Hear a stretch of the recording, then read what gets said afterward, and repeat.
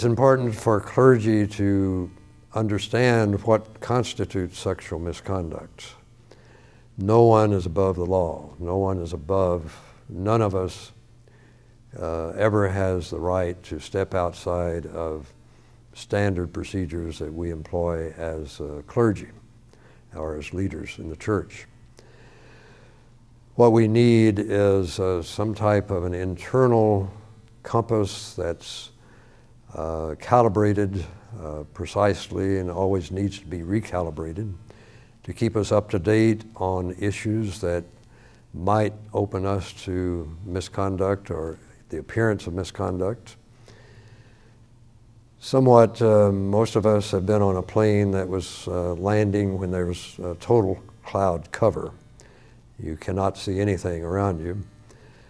And we trust the pilots to follow their instruments, and they trust their instruments. And if they stay within the boundaries of what their instruments tell them, they will safely land. In many situations in the church, what should be done may be clouded. We may not be quite clear on what's there, or we may not even be aware of a danger that's there that we hadn't noticed. So learning more about sexual misconduct, what to do about it, enables us to be aware of that so it's not a surprise when it appears. It gives us practice in consulting with others who may have faced similar situations and working on what he would do instead. It's somewhat like Jesus' parable of the house swept clean. And you remember, if there were no positives brought into that house, the demons come back with a vengeance.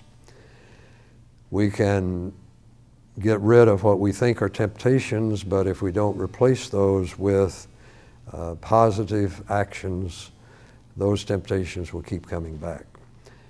And part of our task then is to be continually aware of how it is that the issues of misconduct can take on different faces, different appearances, and yet we recognize the dynamics behind that so that we're aware when external temptations come our way, and we're also aware of what internal motivations that we may have that would make us more vulnerable.